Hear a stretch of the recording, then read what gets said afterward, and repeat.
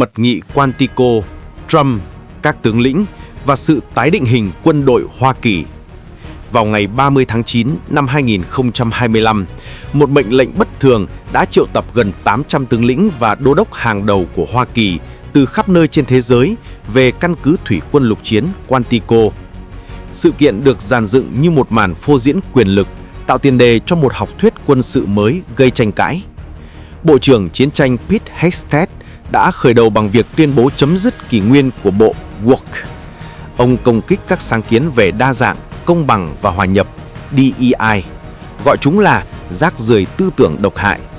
Hegseth đã vạch ra các chỉ thị mới nhằm khôi phục tinh thần chiến binh, bao gồm các tiêu chuẩn thể chất khắt khe hơn, yêu cầu các vị trí chiến đấu phải tuân theo tiêu chuẩn nam giới cao nhất, nới lỏng các quy tắc về lãnh đạo độc hại và hứa sẽ cởi trói cho các chiến binh khỏi các quy tắc giao chiến bị cho là quá nặng nề. Ông kết thúc bằng một tối hậu thư: các sĩ quan không đồng tình nên làm điều danh dự là từ chức. Tổng thống Donald Trump sau đó đã xác định mục tiêu mới cho quân đội đã được thanh lọc này. Ông tuyên bố ưu tiên hàng đầu của quân đội là bảo vệ Tổ quốc khỏi một cuộc xâm lược từ bên trong. Trump đề xuất sử dụng các thành phố của Mỹ như Chicago và Portland làm bãi tập cho quân đội, gộp chung tội phạm, nhập cư và biểu tình chính trị thành một mối đe dọa nội bộ duy nhất. Ông mô tả kẻ thù này khó khăn hơn vì chúng không mặc quân phục. Trong suốt bài phát biểu mang tính chính trị hóa cao độ, các tướng lĩnh và đô đốc vẫn giữ thái độ mặt lạnh như tiền và im lặng, tuân thủ truyền thống phi đảng phái của quân đội. Trump đã thừa nhận sự im lặng này bằng một lời đe dọa được che giấu: nếu các vị không thích những gì tôi nói, các vị có thể rời khỏi phòng. Tất nhiên, cấp bậc của các vị sẽ biến mất. Sự kiện Quantico không phải là một sự cố cá biệt, mà là đỉnh điểm của một cuộc tấn công kéo dài vào các chuẩn mực trong quan hệ dân sự quân sự của Mỹ. Đề xuất triển khai quân đội trong nước của Trump đã thách thức trực tiếp các rào cản pháp lý lâu đời như đạo luật Posse Comitatus năm 1878, vốn cấm sử dụng quân đội để thi hành pháp luật trong nước. Các nhà lập pháp Đảng Dân Chủ và các nhóm dân quyền đã lên án mạnh mẽ sự kiện này, gọi đây là một sự chính trị hóa nguy hiểm đối với quân đội và là một cuộc tấn công vào nền dân chủ của chúng ta. Cuối cùng, mật nghị Quantico đã công bố một học thuyết mới cho quân đội Mỹ, một học thuyết liên kết về mặt tư tưởng với nhánh hành pháp và được tái định hướng chiến lược vào các vấn đề nội địa. Điều này làm dấy lên những lo ngại sâu sắc về một đội ngũ sĩ quan bị chính trị hóa, sự xói mòn các quyền lợi tự do dân chủ và một cuộc khủng hoảng tiềm năng trong tương lai đối với lòng trung thành của quân đội với hiến pháp. Tổng thống Trump chủ trì cuộc họp quân sự bất thường, khẳng định quyền lực tuyệt đối. Virginia, trong một sự kiện chưa từng có tiền lệ, Tổng thống Donald Trump và Bộ trưởng Chiến tranh Pete Hegseth hôm nay, ngày 30 tháng 9 năm 2025, đã chủ trì một cuộc họp quy mô lớn quy tụ hàng trăm tướng lĩnh và đô đốc cấp cao của Hoa Kỳ từ khắp nơi trên thế giới. Cuộc họp diễn ra tại căn cứ thủy quân lục chiến Quantico không chỉ nhằm mục đích truyền tải một tầm nhìn mới cho quân đội, mà còn là một màn thể hiện quyền lực mạnh mẽ, làm dấy lên những lo ngại sâu sắc về sự chính trị hóa lực lượng vũ trang. Sự kiện được triệu tập một cách đột ngột bởi Bộ trưởng Hegseth yêu cầu toàn bộ các sĩ quan từ cấp 1 sao trở lên phải trở về Hoa Kỳ để tham dự trực tiếp. Việc tập trung đồng thời một số lượng lớn lãnh đạo quân sự tại một địa điểm như vậy là điều cực kỳ hiếm hoi, gây ra những thách thức lớn về hậu cần và an ninh, đồng thời làm dấy lên vô số đồn đoán trong giới chính trị và quân sự về mục đích thực sự đằng sau. Phát biểu trước một hội trường ai im lặng gồm những sĩ quan cấp cao nhất, Tổng thống Trump đã đưa ra một thông điệp pha trộn giữa lời ca ngợi và sự răn đe. Ông mô tả cuộc gặp là một cơ hội để củng cố tinh thần đoàn kết và khẳng định sức mạnh quân sự của quốc gia. Tuy nhiên, bài phát biểu của ông nhanh chóng chuyển sang các chủ đề chính trị, cảnh báo về một cuộc chiến từ bên trong chống lại tội phạm và người nhập cư, và tuyên bố rằng quân đội có thể sẽ đóng một vai trò trong việc dẹp loạn các thành phố. Khi đối mặt với sự im lặng từ các sĩ quan, vốn là một truyền thống để thể hiện tính phi chính trị, Tổng thống Trump đã trực tiếp thách thức họ: nếu quý vị muốn vỗ tay, quý vị có thể vỗ tay.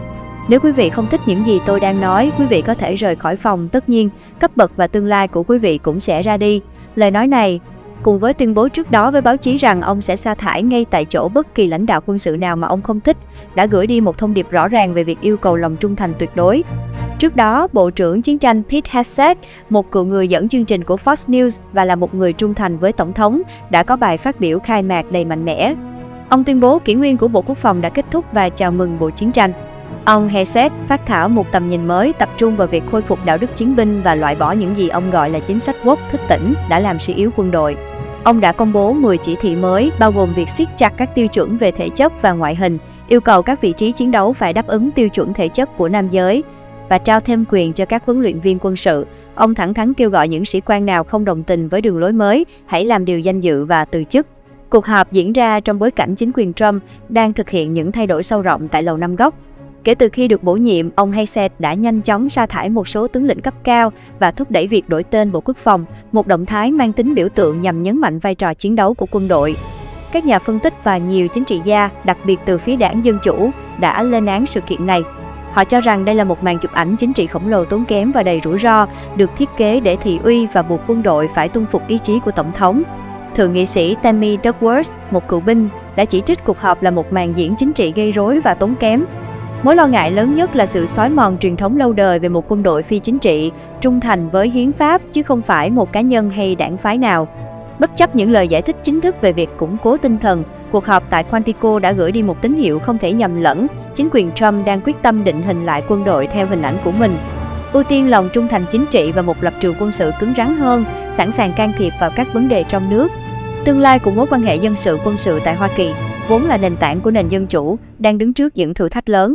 Hội nghị Quantico, Trump, HOảNG hé lộ kế hoạch tái tạo quân đội Mỹ. Cuộc triệu tập đột ngột hàng trăm tướng lĩnh và đô đốc hàng đầu của Hoa Kỳ tại căn cứ thủy quân lục chiến Quantico, Virginia vào ngày 30 tháng 9 năm 2025 không phải là một cuộc họp giao ban thông thường. Đây là một sự kiện mang tính bước ngoặt, một màn trình diễn được dàn dựng công phu nhằm chính thức khởi động một cuộc cách mạng trong văn hóa, học thuyết và định hướng chiến lược của quân đội Mỹ dưới nhiệm kỳ thứ hai của Tổng thống Donald Trump.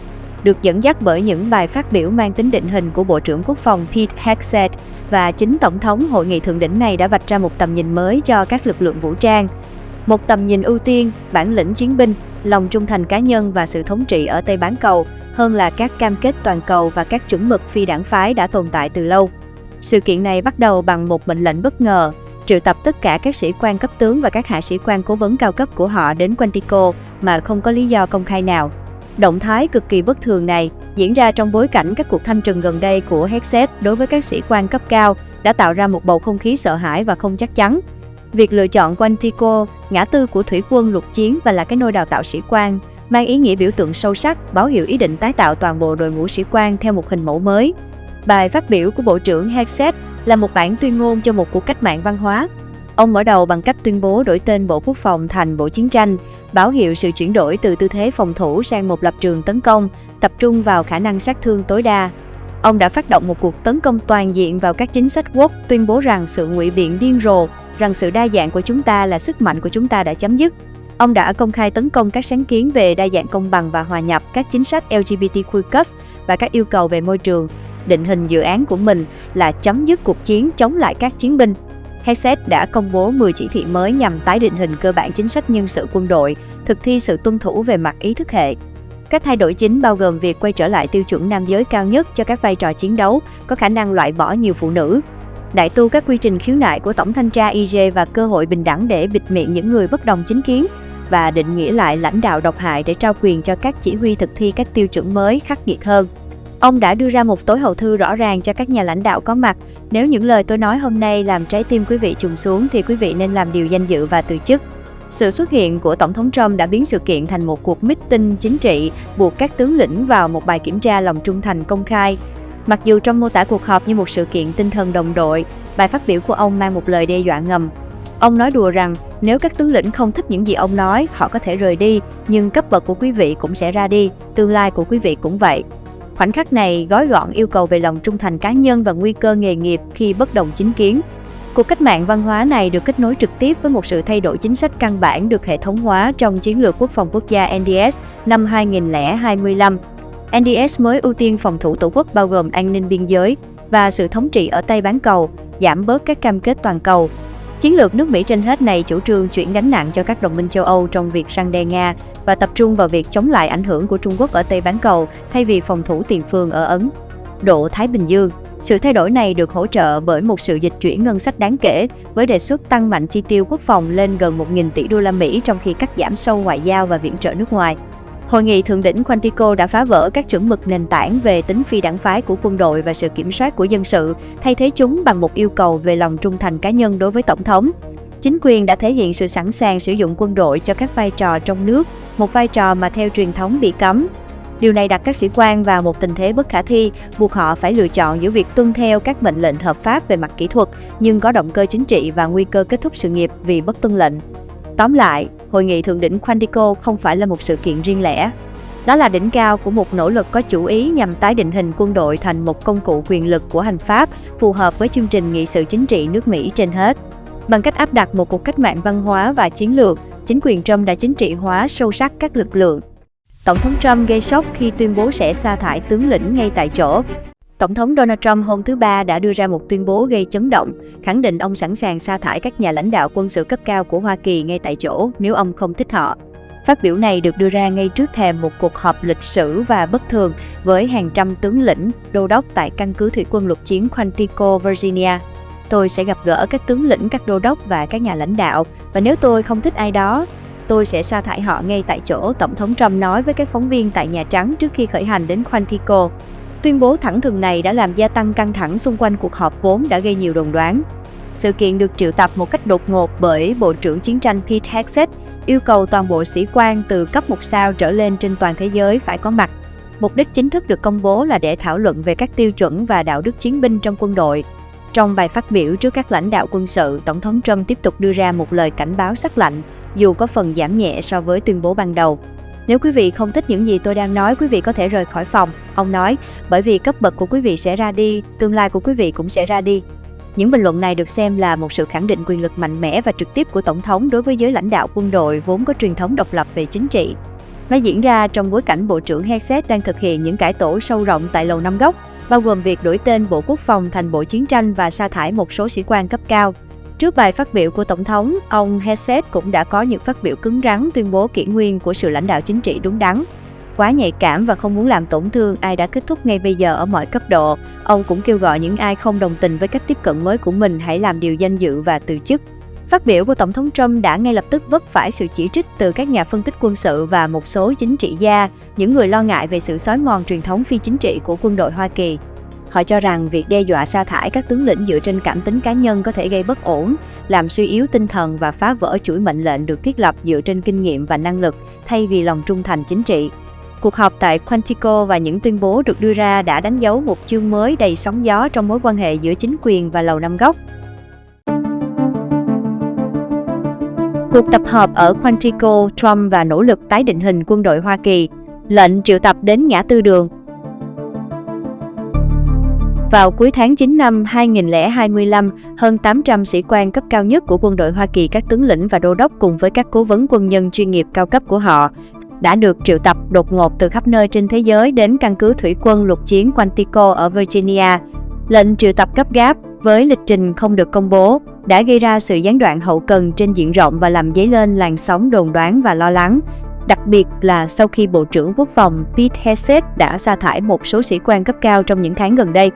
Quantico được mệnh danh là ngã tư đường của thủy quân lục chiến, là một địa điểm mang tính biểu tượng nơi định hình tương lai của lực lượng.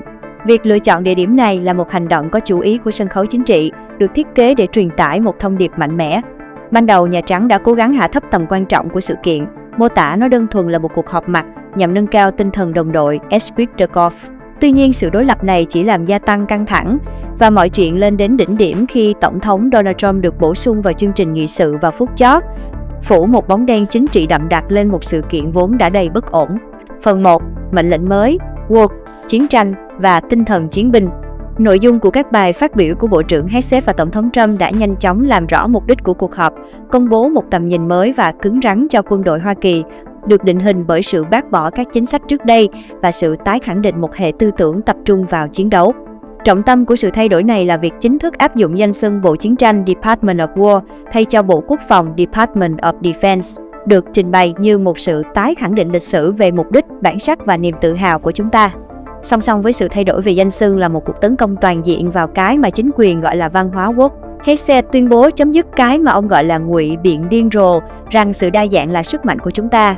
Ông nhắm thẳng vào các chính sách cụ thể, các văn phòng đa dạng, công bằng và hòa nhập, các tháng bản sắc, và các chương trình thăng chức bị cho là dựa trên hạn ngạch về chủng tộc hoặc giới tính sẽ bị loại bỏ. Tầm nhìn mới cũng vạch ra các tiêu chuẩn mới cho quân nhân. HOảnG yêu cầu các tiêu chuẩn thể chất nghiêm ngặt hơn, ngang tầm nam giới áp dụng cho tất cả mọi người, đồng thời chỉ trích gay gắt các tướng lĩnh và đô đốc béo phì. Đáng lo ngại hơn là những thay đổi về kỷ luật.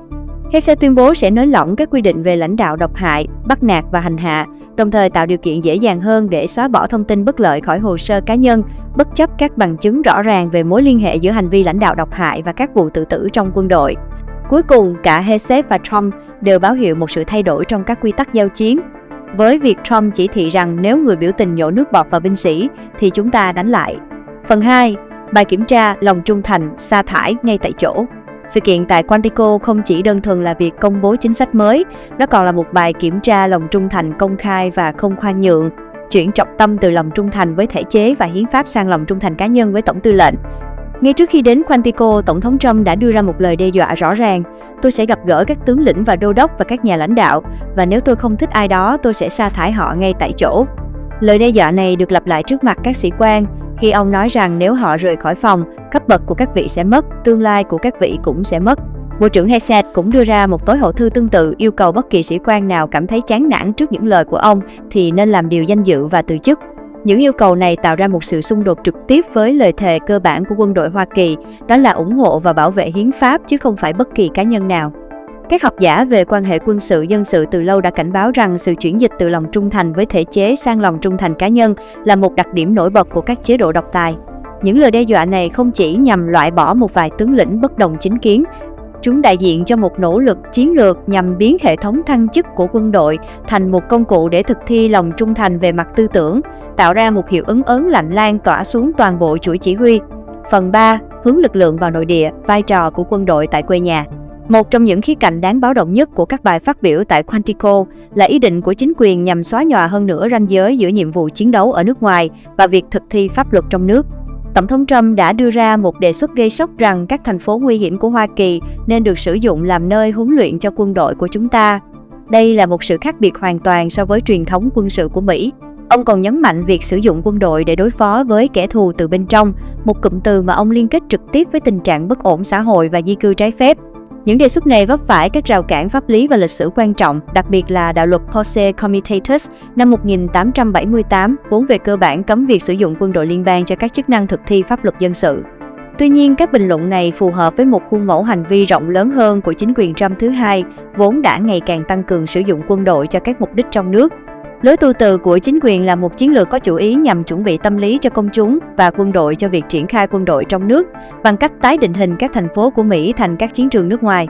Bằng cách sử dụng ngôn ngữ của chiến tranh Portland bị chiến tranh tàn phá, kẻ thù từ bên trong chính quyền đang cố gắng bình thường hóa những gì trong lịch sử được coi là một sự lạm dụng quyền lực không thể tưởng tượng được. Phần 4. Câu chuyện về hai khán giả, các tướng lĩnh im lặng và những nhà phê bình lên tiếng. Sự kiện tại Quantico đã bộc lộ một sự chia rẽ sâu sắc, được thể hiện qua sự tương phản rõ rệt giữa phản ứng bên trong khán phòng và làn sóng chỉ trích dữ dội từ bên ngoài. Bên trong khán phòng, phản ứng của các tướng lĩnh và đô đốc tại ngũ được mô tả là mặt lạnh như đá và ai em lặng. Sự ai em lặng tập thể này không phải là dấu hiệu của sự chấp nhận thụ động, mà là hình thức phản kháng thể chế duy nhất được phép đối với họ. Các quy định quân sự nghiêm cấm quân nhân mặc quân phục, thể hiện sự bất đồng hay tán thành chính trị. Do đó, sự ai em lặng có kỷ luật của họ là một lựa chọn có ý thức, một hành động mạnh mẽ phi ngôn ngữ, vừa thể hiện sự tôn trọng đối với văn phòng tổng thống, vừa từ chối xác thực nội dung đảng phái. Trong khi đó, bên ngoài, phản ứng dữ dội đã nổ ra ngay lập tức.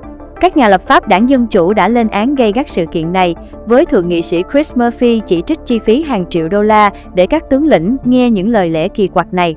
Giới sĩ quan cấp cao đã nghỉ hưu cũng bày tỏ sự báo động sâu sắc.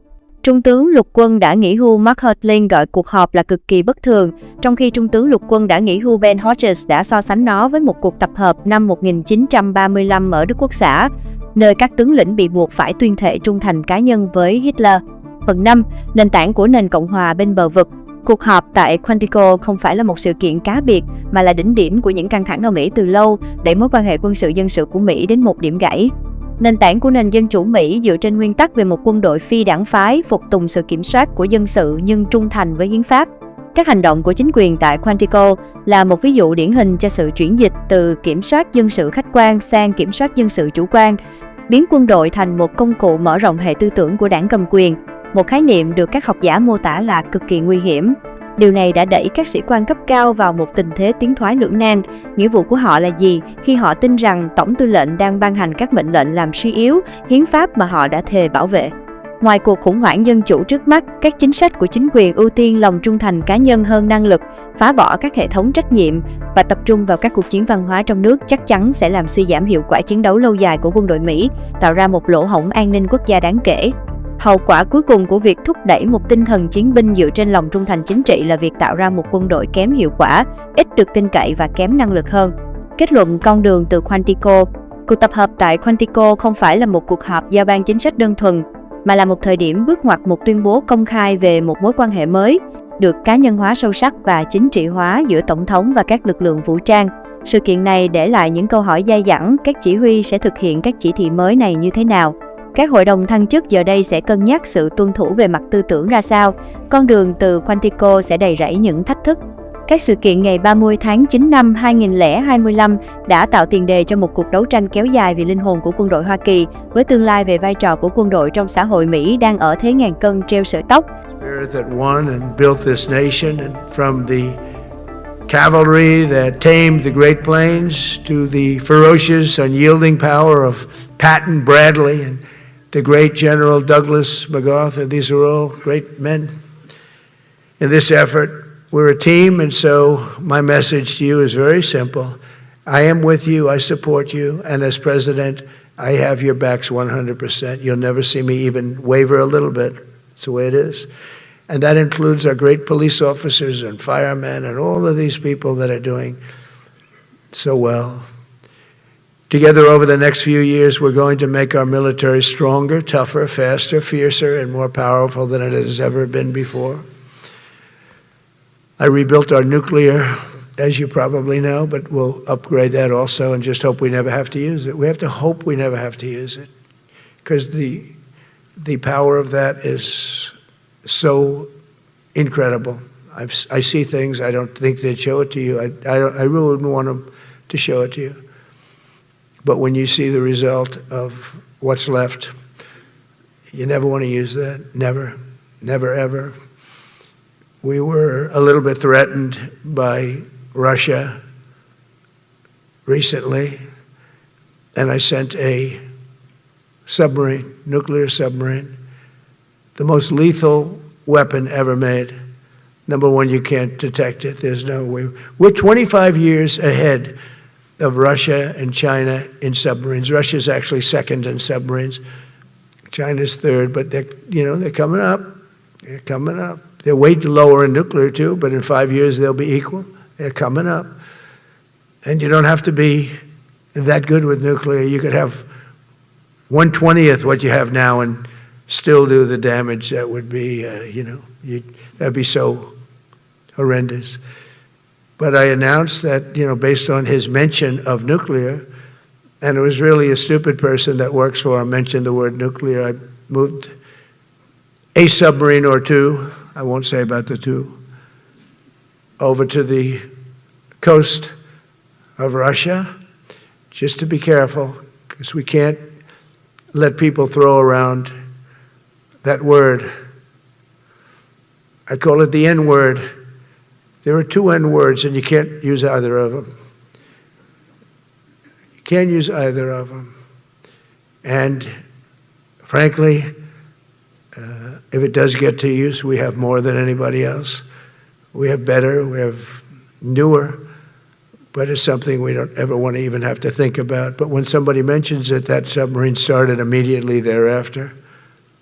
And it's just lurking, but I'm sure we're not going to have to use it.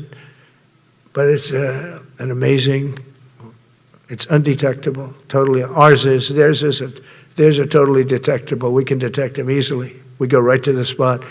But we have genius apparatus that doesn't allow detection. It doesn't allow detection at all by anybody above water or below water. It's incredible. We're way ahead of everybody in that, and other things. As a result of the exciting renewal of the spirit of our armed forces, and that's what it is. It's really reaching that spirit, unprecedented heights. Over the past 8 months, new enlistments, I'm so proud of this. have surged to record highs, the highest we've ever had. And we used to have recruiting shortages. If you remember, about a year and a half ago, I was at the beginning stage of a campaign, and things came out that you couldn't get people to join the armed forces. And by the way, the police also. Fire department. I always put the fire department in because they're great. They're great. And I got 95% of their vote, too. That helps. When you get 95% of their vote, you always have to mention them. But they're great. And they're brave in our inner cities, which we're going to be talking about, because it's a big part of war now. It's a big part of war. But the firemen go up on ladders, and you have people shooting at them while they're up on ladders. I don't even know if anybody heard that. And I said, don't talk about it much, but I think you have to. Our firemen are incredible. They're up on one of these ladders that goes way up to the sky, rescuing people, and you have animals shooting at them, shooting bullets at firemen that are way up in death territory. You fall off that ladder, it's over. It's over. They don't even have to inspect you when you hit the ground. And you have people shooting bullets at them in some of these inner cities. We're not going to let that happen. So I always mention the firemen because that's actually a big problem we have. They are unbelievable. Like you, they're unbelievable people. For the first time on record in 2025, the Navy, Air Force, and Space Force all met or surpassed their recruiting goals 3 months early. That never happened before. And the Army did even better. Congratulations, Army. They met everything. And these were the highest standards because we're making it larger. So these were much higher standards than you had 4 years ago, 3 years ago, during the sleepy Joe Biden era. And the Army did it 4 months early. And you remember, a year and a half ago, they said the big stories that we're way behind with the Army, Air Force, the Navy, the Marines. We're way behind, Coast Guard. And even Space Force. I love Space Force because that was my creation. You know, when you create something, I love it. And the people we put in there were good. I got that right. We put in great people initially, and we've really dominated. We really dominate in that sphere now. We were way behind China and Russia, and now we dominate. Space Force turned out to be a very important thing. I said from the beginning, you know, when Biden came into office, he wanted to terminate it. He said, and this thing called Space Force, so we could get rid of that. And he got hammered by the people in this room for even suggesting it, because it's very important, one of the most important. And as time goes by, it'll get more and more important. But we're now at 106% of our recruiting targets for the year, and that's the best in far more than a generation. And for the Marines, morale is so strong that the Marine Corps will meet its 2026 retention targets before the end of October, which never happens. And that's the earliest it's ever happened in the history of our country. And it makes you feel good, you know. I felt guilty. I'd go make a speech in front of never people like you. You are the leaders, but people, soldiers. And I felt embarrassed because there'd be stories about, you know, we couldn't fill up our Army, Navy, Air Force. We couldn't fill them up. And it was headlines. It was during Biden's 4 years. The auto pen, I call him the auto pen. It's, how would you like to have your thing signed by an auto pen? You know, when I have a general and I have to sign for a general because we have beautiful paper, the gorgeous paper, I said, throw a little more gold on it. They deserve it. I want the A paper, not the D paper. We used to sign a piece of garbage. I said, this man's going to be a general, right? Yeah. I don't want to use this. I want to use the big, beautiful, firm paper. I want to use the real gold writing when you talk about the position, and they're beautiful. And, but how would you like to have that where some kid sitting in the back office is having it signed with an auto pen? I thought about it, and I thought about you people first, admirals, generals. I said, somebody works his whole life. He gets into maybe the academies or wherever, but however you got there, and you go through years of work, and now you become an admiral or a general or whatever. And when you do, the President of the United States signs your commission, as you know, and that commission is beautifully displayed. And I sign it. Actually, I love my signature, I really do. Everyone loves my signature. But I signed it very proudly, and I always think to myself, how can you have an auto pen sign this? It's just so disrespectful. To me, it's just totally disrespectful. And it turned out that almost everything he did was signed by auto pen, except for when he gave his son, Hunter, pardon. He signed that one. And that's actually the worst signature I've ever seen. That was the bad. The auto pen looks much better. But as leaders, our commitment to every patriot who put on the uniform is to ensure that American military remains the most lethal and dominant on the planet, not merely for a few years, but for the decades and generations to come, for centuries. We must be so strong that no nation will dare challenge us, so powerful that no enemy will dare threaten us, and so capable that no adversary can even think about beating us. And we've had it recently. I had India and Pakistan were going at it, and I called them both. And in this case, I used trade. I'm not going to trade with you. You start two nuclear nations, big nuclear. And no, you cannot do that. I said, yes, I can. You go into this freaking war that I'm hearing about. You know, actually, they just shot down 7 planes. 7 planes, it was starting. There's a lot of bad blood. And I said, you do this, there's not going to be any trade. And I stopped the war. It was raging for 4 days, but that was just the beginning. And we stopped it. It was a great thing. And the Prime Minister of Pakistan was here, along with the Field Marshal, who's a very important guy in Pakistan. And he was here 3 days ago. And I didn't even realize it as beautiful as he said it, but he said that to a group of people that were with us, 2 generals, but a group. He said, this man saved millions of lives because he saved the war from going on, and that war was going to get very bad, very, very bad. President Trump saved millions and millions of lives. That was a bad war. And I was very honored. I loved the way he said it. Susie Wiles was there. She said that was the most beautiful thing. But we saved a lot of them. Saved a lot of them. Even in Africa, we saved the Congo with Rwanda. They've been fighting for 31 years, 10 million people dead. I got that one done, and very proud of it.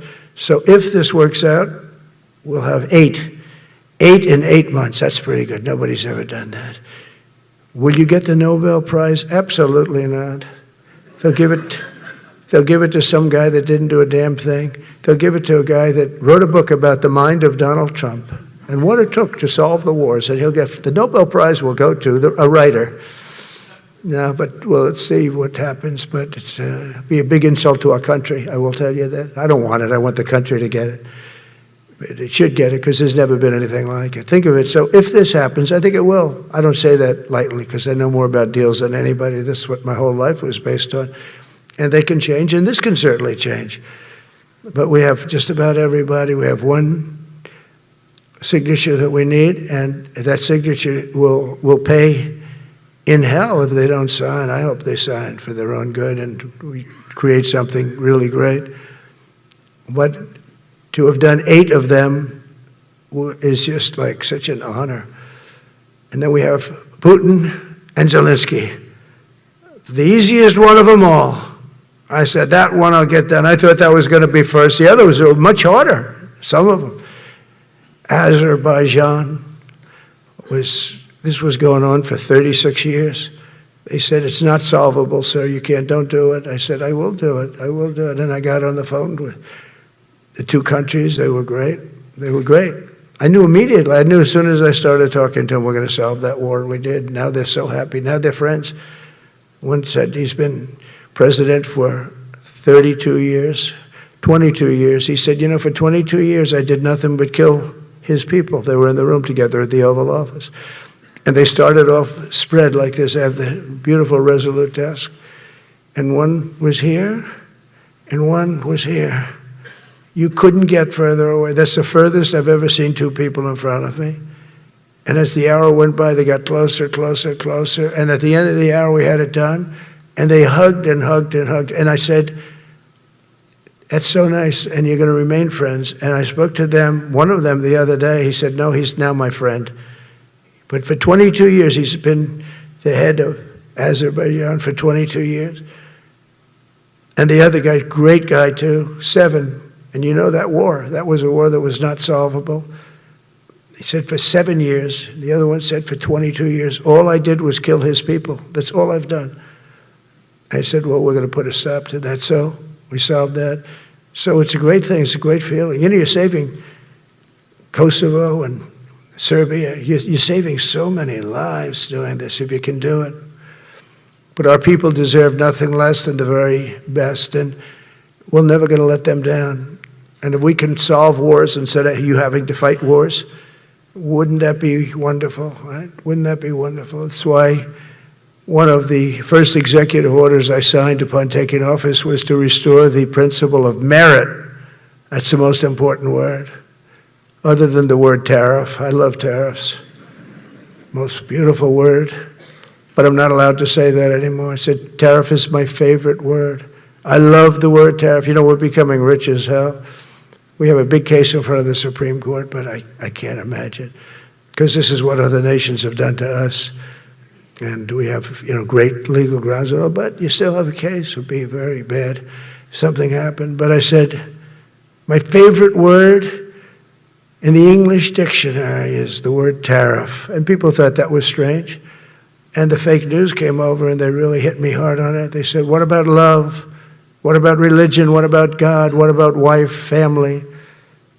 I got killed when I said tariff is my favorite word. So I changed it. It's now my 5th favorite word.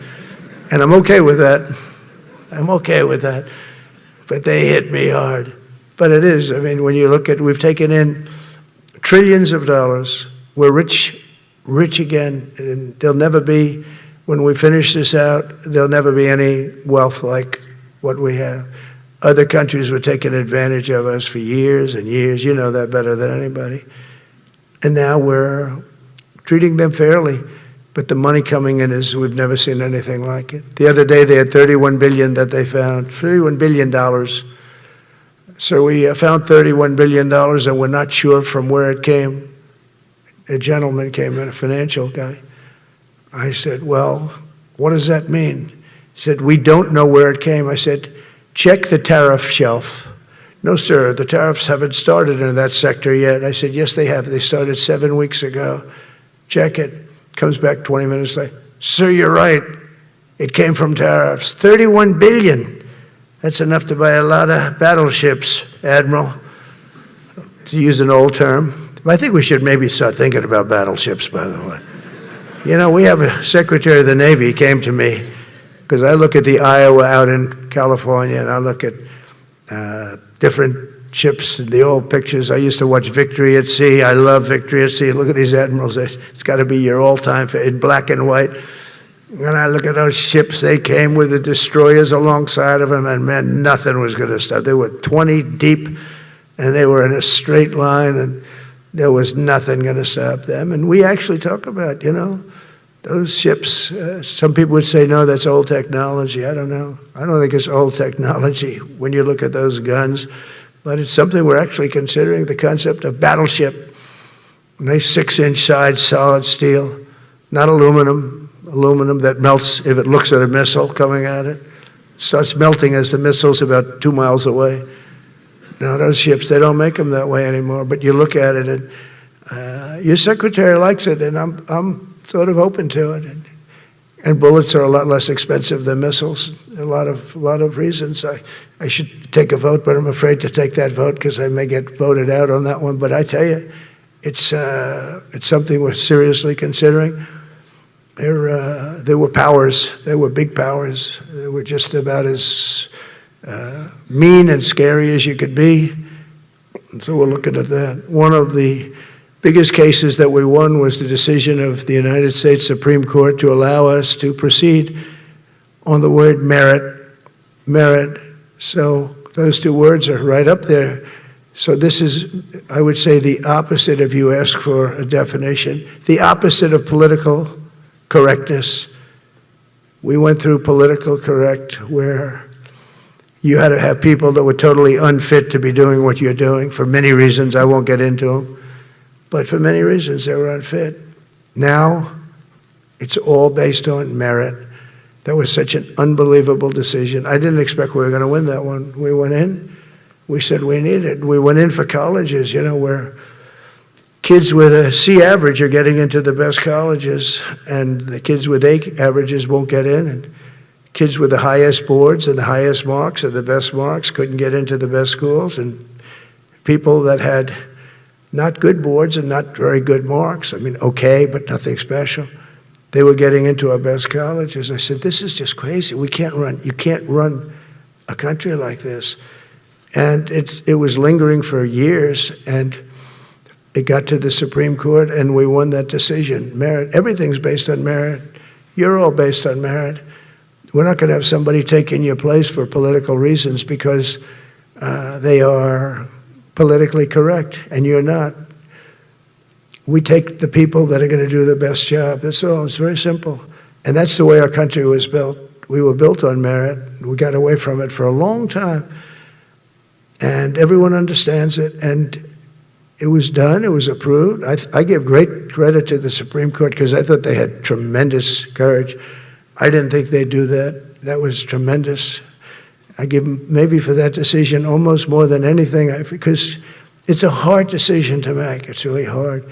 The apparatus of our country was not set up for merit. It was set up for political correctness. And you can never be great if you're going to do that. And we're going to be greater than we ever were before.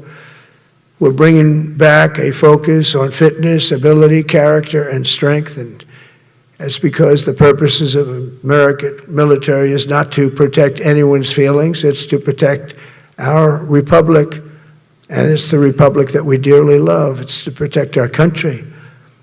We will not be politically correct when it comes to defending American freedom, and we will be a fighting and winning machine. We want to fight, we want to win, and we want to fight as little as possible. You have to count on people like me to keep you out of wars because we don't want to go into wars. Many of the wars that I just told you about, we could have entered those wars and settled them in a different way, lose a lot of our troops.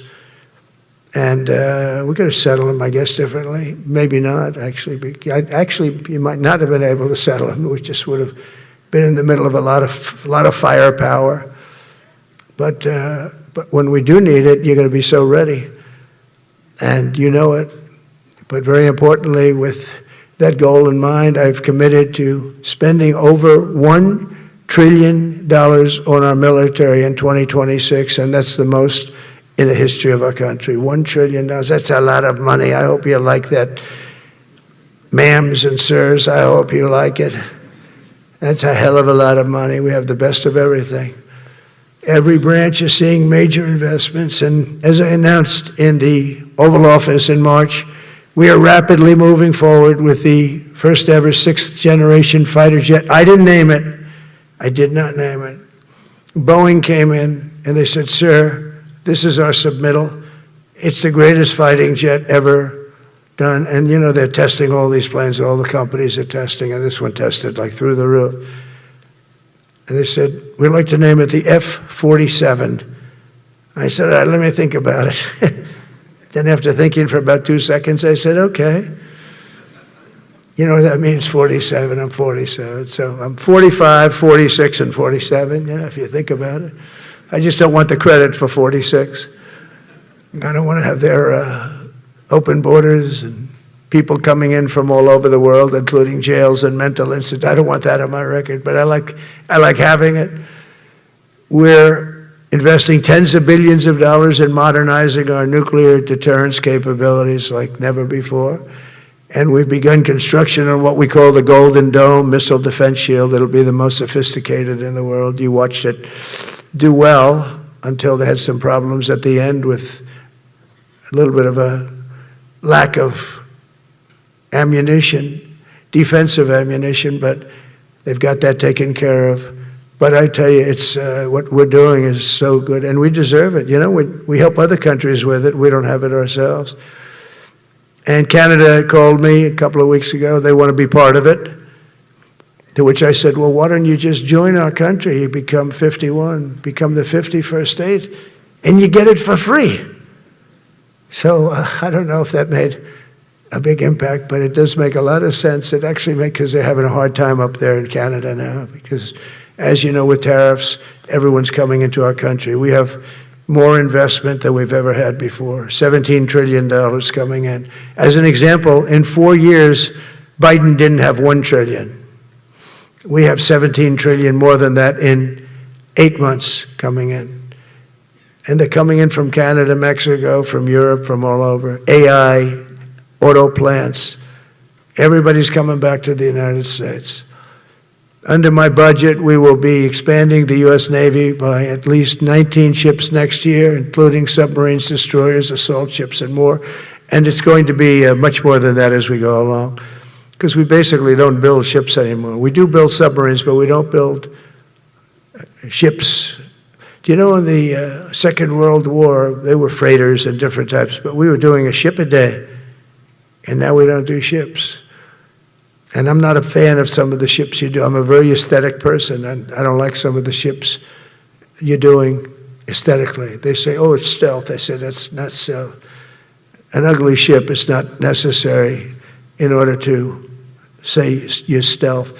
By the way, the B-2 bombers were incredible. That is stealth. They went into that. I was with General Kane and Pete were in we call it the war room, but we're watching them go in, and they were totally untouched. They were not seen. They were literally not seen. They dropped their bombs. They hit, every single one of them hit its target. It was total obliteration.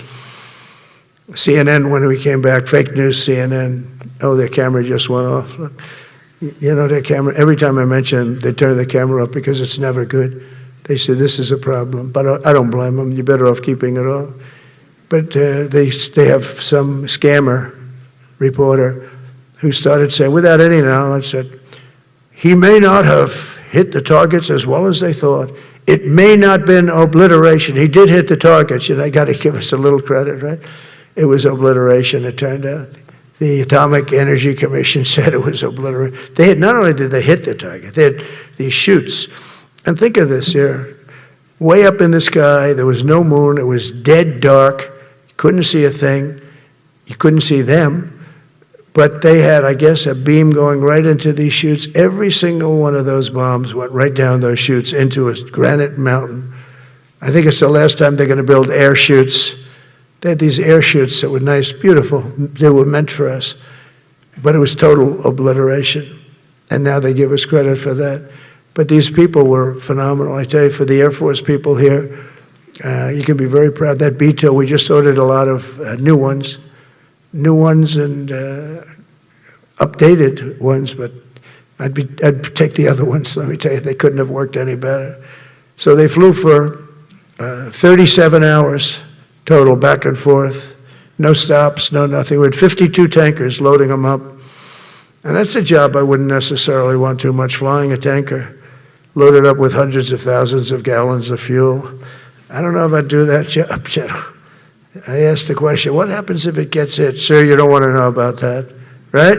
I don't want to know about that. But those guys, they just hear us. They're incredible. I had them all to the Oval Office.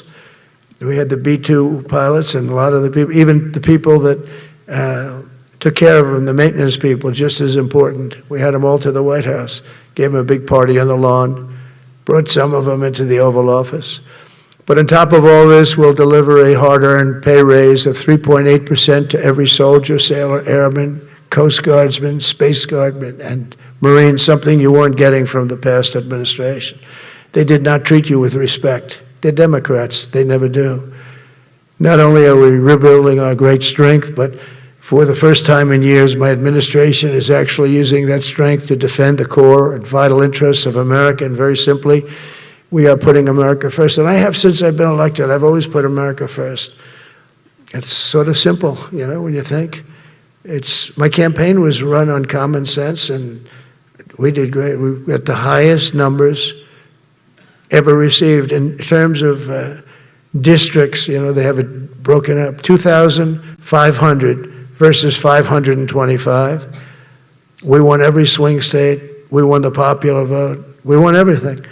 We won everything. You have to take a look at the map. It's almost entirely red, except there's a little blue line on each coast, and I think that's going to disappear too. We did really great, and part of it is because of our success with the military, the rebuilding of the military, the vote that I got from the military, and they're vicious people, that we have to fight, just like you have to fight vicious people. Mine are a different kind of vicious, but they spread all these horrible, they made up statements and said what I said about everything, but even about the military. But fortunately, the military didn't believe it. It's hard. They make up a statement and they said, you say it. We had 25 people that said he never said that. 25. We had 25 affidavits. And they said, well, we're going with it anyway. These sleazebags. And it's why the press is really losing all power, because people aren't believing it. We need an honest press. We need borders.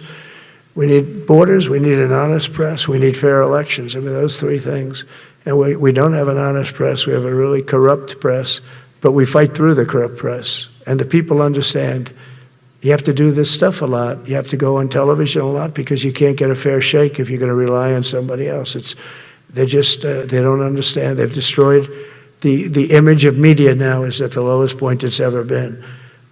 It's lower than Congress. Can you believe that? It's something. But together with many of you in the room, we've brought back the fundamental principle that defending the homeland is the military's first and most important priority. That's what it is. Only in recent decades did politicians somehow come to believe that our job is to police the far reaches of Kenya and Somalia, while America is under invasion from within. We're under invasion from within. No different than a foreign enemy, but more difficult in many ways because they don't wear uniforms. At least when they're wearing a uniform, you can take them out. These people don't have uniforms. But we are under invasion from within. We're stopping it very quickly. After spending trillions of dollars defending the borders of foreign countries, with your help, we're defending the borders of our country from now on.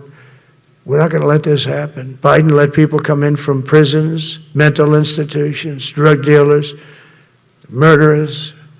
We had 11,488 murders allowed into our country by this guy who had no clue.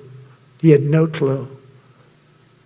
He shouldn't have been there in the first place, but he had no clue.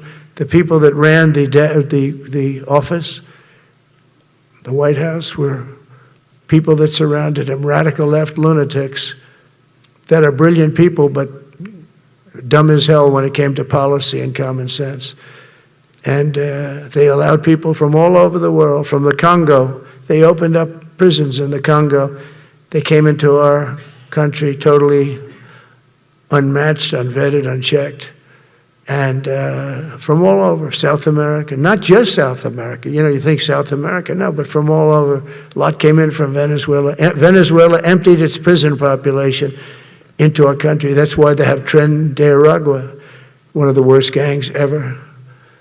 But we took care of them. We took good, strong care of them. And I just want to thank the National Guard in Washington, D.C.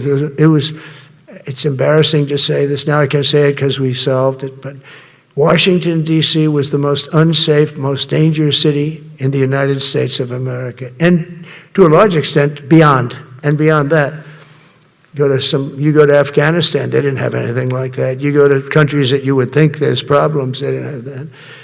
And now Washington, D.C., after 12 days of serious, serious intensity, we took out 1,700 career criminals.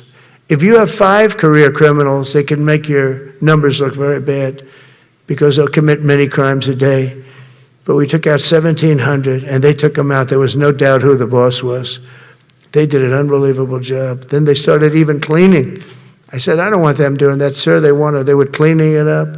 I drove through it 2 days ago. It was beautiful. People are walking down the street holding hands, man and wife, coming from Iowa. They're not worried about being shot. Washington, D.C. is now a safe city. In fact, I went out to dinner with my crew. I haven't done that. In theory, I wouldn't do it. And I felt totally safe. And nobody's been attacked. Nobody's been hurt. Washington, D.C. went from our most unsafe city to just about our safest city in a period of a month. We had it under control in 12 days, but give us another 15, 16 days, it's perfect. And people other than politicians that look bad, they think, the Democrats run most of the cities that are in bad shape. We have many cities in great shape too, by the way. I want you to know that. But it seems that the ones that are run by the radical left Democrats, what they've done to San Francisco, Chicago, New York, Los Angeles, they're very unsafe places. And we're going to straighten them out one by one. And this is going to be a major part for some of the people in this room. That's a war too. It's a war from within. Controlling the physical territory of our border is essential to national security. We can't let these people in. We had no people enter in the last 4 months. Zero. Even I can't believe that. We had millions coming in, pouring in. 25 million all told, and of those 25 million, many of them should never be in our country. They would take their worst people and their people from prisons and jail, and they'd put them in a caravan and they'd walk up. CNN was interviewing one person. Oh, why are you coming? I want freedom. Good. Were you in jail? Yes. For what? Murder. I said, you had to see this anchor, a young woman. She's like, I couldn't believe. She'll probably lose her job, but because the left doesn't want to hear that. But we're running it based on common sense and based on love of our country. But I want to salute every service member who has helped us carry out this critical mission. It's really a very important mission. And I told Pete, we should use some of these dangerous cities as training grounds for our military, National Guard, but military. Because we're going into Chicago very soon. That's a big city with an incompetent governor, stupid governor, stupid. They threw him out of his family business. He was so stupid. I know the family. He becomes governor. He's got money. Not money that he made, but he ran for governor, he won, and now he criticizes us all the time. And last week they had 11 people murdered, 44 people shot. The week before that they had 5 people murdered, 28 people shot. Every weekend they lose 5, 6. If they lose 5, they're considering it a great week. They shouldn't lose any. You shouldn't lose any. This is civilization. And he's always up there saying, we're in very good shape. We don't need the military. No, they need the military desperately. How about Portland? Portland, Oregon, where it looks like a war zone. And I get a call from the liberal governor. Sir, please don't come in. We don't need you. I said, well, unless they're playing false tapes, this looked like World War II. Your place is burning down.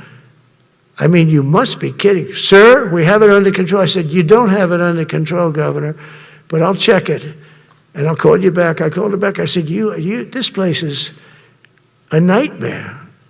It's certainly not the biggest, but it's one of the worst. It's brutal.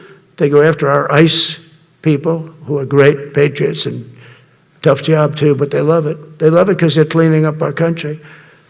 And so you look at some of the things where they took over parts of Seattle. They actually took over a big percentage of Seattle. Think of that. You remember that. That was a while ago. And I sent in the troops and they were gone. As soon as I sent them in, when we send in the troops, if you have a real leader that says you got to do what you have to do, I put that out the other day. You got to do what you got to do because we don't want our people hurt as they stand by. I was watching during Biden, they had troops standing up like this, brave, standing up at attention, the way I should stand all the time. And I'm like this, and people are standing, and their mouth is this far away from their mouth, and they're spitting at them, and they're screaming at them. And that soldier standing there, he wants to knock the hell out of the person, but he's not allowed to do anything. So they just stand there and they get abused. And a woman was this far away from his face, and she starts spitting in his face, and he's not allowed to do anything. If it's okay with you, generals and admirals, I've taken that off. I say, they spit, we hit. Is that okay? I think so. They spit, it's a new thing. They spit, we hit. How about the cars where the cars are coming out? They get brand new cars, Border Patrol, ICE, beautiful, nice new cars.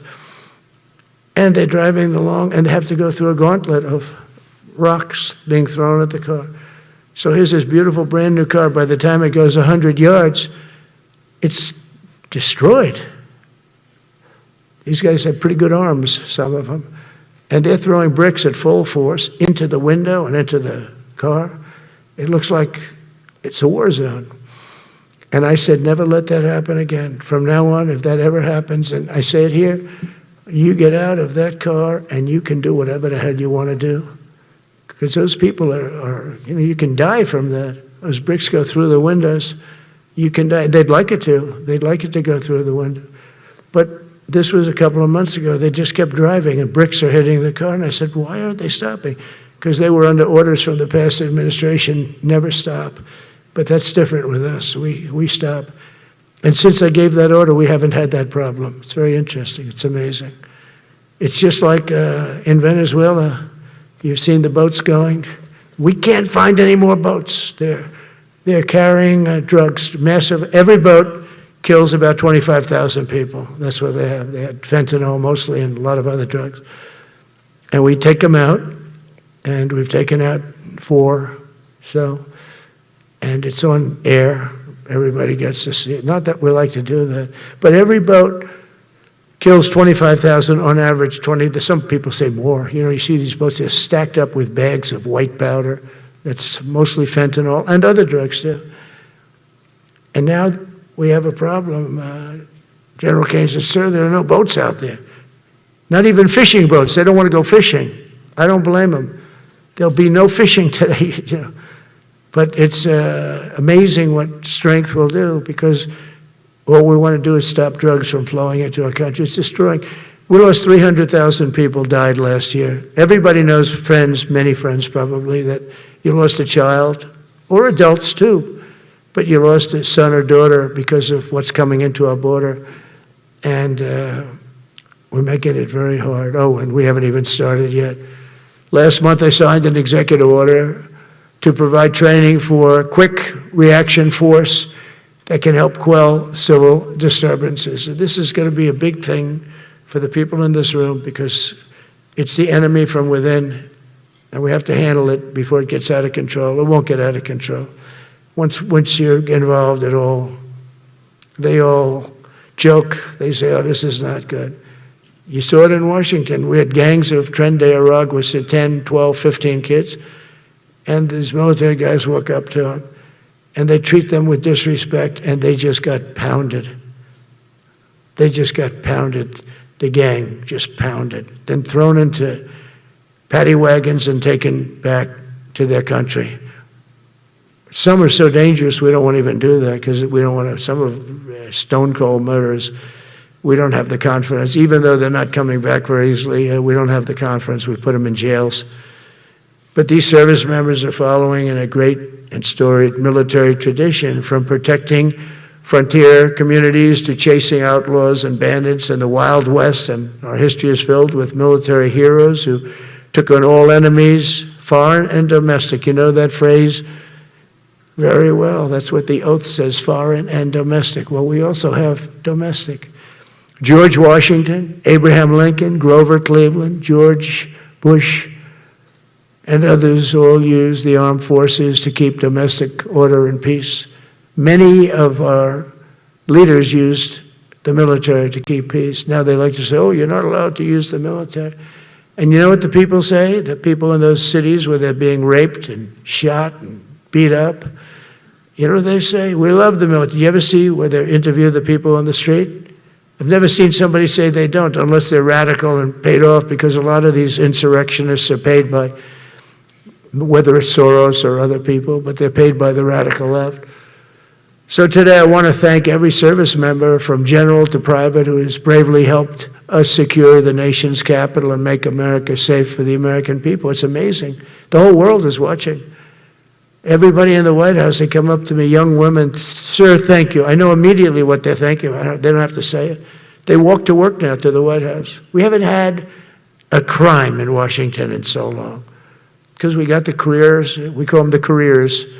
We got these lunatics out, and they'll never be any good. You know, I hate to tell this to the liberal media. You could spend time with them. You could do whatever you want. You could send them to the finest schools, which they couldn't get into anyway, mentally. They couldn't get in, but no matter what you do, they'll never be good. They're bad. They're career criminals. I don't know, maybe they were born that way. Some people don't like me to say that, but maybe they were. Certainly some were. Together with the leaders here today, we're also restoring a needed focus on defeating threats in the Western Hemisphere. Throughout this region, cartel terrorists have been allowed to wage a relentless campaign of death and destruction on our country, all because we had weak leadership on top. And we did a great job with it first term, but this is something else what we're doing now. We're taking it to the next level, probably next level times 3. But we had COVID come up, and we had to take care of that. We did a great job with COVID. We had the therapeutics, it was just Regeneron, so many things we did for COVID, but we had to focus on that, and every other country in the world was being decimated by COVID. So we had to change gear a little bit to take care of that. But under our leadership, the military is now the knife's edge in combating this sinister enemy. We have to put the traffickers and cartels on notice, and we've done that. And we've put them, a lot of them, we've called them a terrorist organization, which is actually a big thing to do. Nobody's done it, but I've done it with a lot of them. It gives you a tremendous advantage. If you try to poison our people, we will blow you out of existence, because that's the only language they really understand. That's why you don't see any more boats on the ocean. You don't see any boats. Around Venezuela, there's nothing. As president, I will never hesitate to defend our people from threats of violence, from the horrible plague that's taking place from within. The Iran nuclear power, the Iran, all of the great power that we thought existed, we blew it out to kingdom. We took advantage of it, and we just really took advantage of it, and it was a beautiful thing to see, and that's what military power can achieve. That's why I chose Raising Cane. He's fantastic, by the way. I hope you all agree. If anybody disagrees, could I please have your hand? Who disappears that Raising Cane is no good? Just raise your hand. I don't see any hands raised. All right. That means you're okay. That means that he's okay now, but I saw his results. You know, he took out ISIS. I was told it was going to take 4 years. It took 4 weeks. I went to see him, and he took him out in 4 weeks, knocked him out, knocked him to hell. And I was told by military people it was going to take 4 to 5 years to do it. And I don't even know if we'll have it then, sir. These were the Washington generals.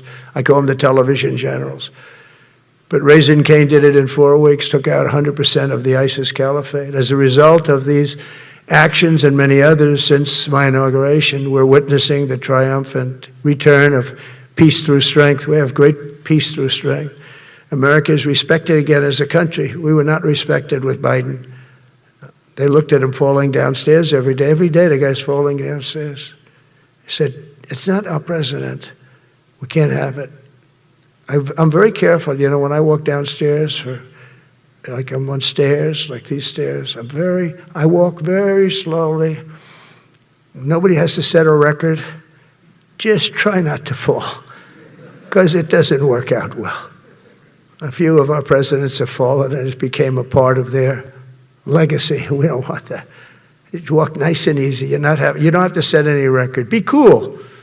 Be cool when you walk down, but don't bop down the stairs. So one thing with Obama, I had zero respect for him as a president, but he would bop down those stairs. I've never said, da-da-da-da-da-da, bop, bop, bop. He'd go down the stairs, wouldn't hold on. I said, it's great. I don't want to do it. I guess I could do it. But eventually, bad things are going to happen, and it only takes once. But he did a lousy job as president. A year ago, we were a dead country. We were dead. This country was going to hell. We were dead in every way, from immigration to military. We didn't have the weapons. We were given everything to Ukraine. We had nothing. And by the way, I have to tell you, now, as you know, I went over and I met with NATO, and NATO raised from 2 to 5, which everyone said 5% of GDP. Millions and now trillions of dollars are pouring in. They didn't pay the 2% because they know we were there to pay it. And now they paid the 5%. That's trillions of dollars. And we're not spending any money on that war, not 10 cents. We sell our equipment to NATO. NATO pays us for the equipment, and they give it to Ukraine or whoever they give it to. They can keep it, but we're not involved. We have no money going out. Biden gave $350 billion. Not sustainable. $350 billion.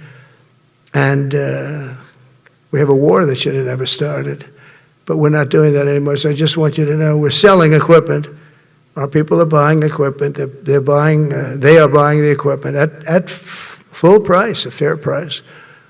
So I don't want to say we're making money because I don't want to be making money on a war. It's too many people dying. They're losing 7,000 soldiers a week. A lot of them are Russian soldiers, but between the two countries, mostly soldiers, by the way. Sometimes, in Kiev, they'll lob a missile in or some drones in, kill some people. But mostly it's soldiers. Russia and Ukraine are losing 7,000 souls. And they're not American, they're not us, they're not you. We have a special obligation.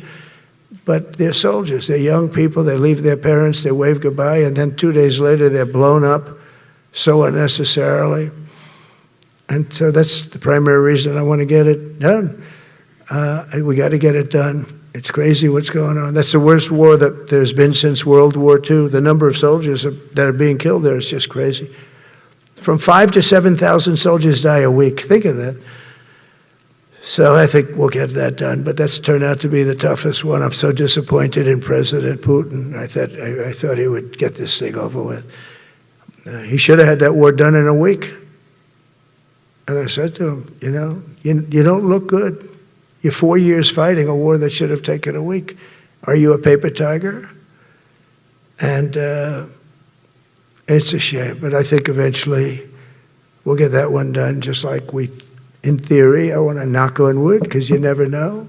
It's like we're going to have the Middle East done, which is actually a much harder thing to do. I mean, thousands of years, but we have to get that war done. So now just think of it, we're a dead country. I was with the King of Saudi Arabia, a great guy. I was with the Emir of Qatar. I was with the great leadership of UAE. I was over there. We brought back $2 trillion and more. They ordered 200 planes, Boeings. They ordered so much, and they were great. But they all said essentially the same thing. They said, 1 year ago, you were a dead country, and now you're the hottest country anywhere in the world. We're the hottest country in the world right now. The absolute hottest country in the world. There's nobody even close. Putin said that to me. We met in Alaska, had a good meeting. Then he went back and started sending drones into Kiev. I said, I thought we had a good meeting. But it's one of those things. But we were a dead country a year ago, and now we're the hottest country anywhere in the world. Think of that. You can be proud of that. And you must have felt like hell when you have a wife or a husband at home, and you used to read the numbers that we can't get people to join the Army, Navy, Air Force, Marines, Coast Guard. You must have felt like, I have a job that nobody wants. That doesn't feel good. Well, now you have a job that is brimming over with people wanting it. They want it. And you're able to get a much higher quality because now you have your choice. You want so many. And we're going to have many, many people that aren't going to be able to join because of the fact that we don't need them at this moment. But think of it, what a difference that is from, I could just imagine 2 years ago, you're reading front page articles in the New York Times, of course, and Wall Street Journal. They always give us unfair stories. But they played it so big, they were playing it so big. Nobody wants to join the Army, the Marines, the Air Force. They don't want to join. They don't want to join the Coast Guard at all. Nobody wants to join. Nobody wants to join our police forces. Our police forces also. It's almost went hand in hand. And I used to say, boy, I'm speaking in front of the military today, and it's embarrassing because I'm speaking in front of people who have a job that other people don't want, but now you have a job that everybody wants. So I think that has to make you feel good. It's one of the reasons I love being here today, because I wanted to say that. I have to say that. Everybody wants to be in the Army. the Navy, the Air Force, the Marines. If you think the Coast Guard and Space Force, our beautiful Space Force, it's a whole different world. And now they're signing up, by the way, seriously big numbers for the police. Dangerous job, isn't it? Huh? Fire department. But that's the paving the way for progress once thought almost impossible. I mean, a year ago, you wouldn't have thought that was possible. A year ago, they were talking about making the military smaller because they can't get the people to join. We're thinking about making it larger because we have so many people. And it's nice to be able to cut people because of merit that aren't really qualified for any reason, a physical reason, a mental reason. You don't have to take them anymore because you have the pick of the litter, and they all want to be with you. They all want your job. They want to be with you. They want to work with you. They'll even take your job, you know. Got to be a little bit sharp. You got to watch it. But everybody wants to be doing what you're doing now. What a difference when I speak to you, and I can say that as opposed to a couple of years ago when I was talking to rooms where they were desperate to get people and they couldn't get them. What a difference a presidential election can make. That's all it is. It's just a presidential election. Yesterday at the White House, we put forward a plan for peace in Gaza. We announced it, and we're going to create something that was my idea, but unfortunately I got drafted. It's going to be called the Board of Peace, and it's going to reign over that territory, and we're going to get that done. And they asked if I'd be the chairman of the Board of Peace. I wasn't counting on that. I had the idea for the Board of Peace. But I said yes, and I guess because of that, every leader, everybody wants to be on the Board of Peace. And we're going to watch over that very volatile part of the world and keep it non-volatile so you don't have to get involved. We want to save you for other things or save you for nothing from that standpoint. We don't want you fighting wars, but if you have to, you're the most lethal fighting force in the world. And I would say that even 2-3 years ago, but now I say it with great enthusiasm. It's so true. And we're striving tirelessly to end the terrible war in Ukraine. And as you know, we're also working hard to get the allies to share more of the burden of our defense. Much of that has really already taken place. But all NATO members have committed to the increase that I talked about. Think of that. That was unthinkable. It used to be 1%, then we got it up to 2% in my last term. And they did not like it. And now I got it to 5%, and I get along great with all of them. In fact, they call me the president of NATO. I said, I don't think so. But they're great. They're great people, and they're spending a lot of money. And a lot of money that they should have been spending in the past. But I think Putin was a wake-up call for them, really.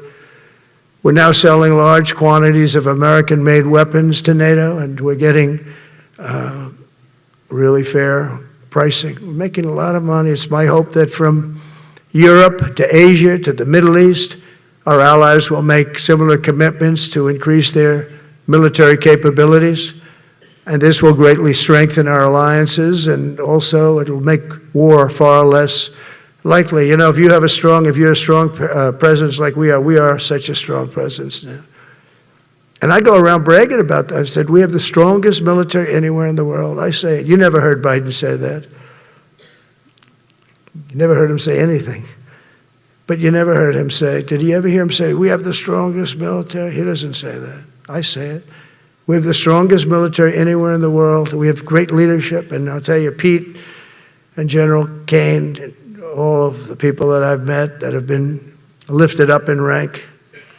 And we got many of them out of here, too. I'll be honest with you.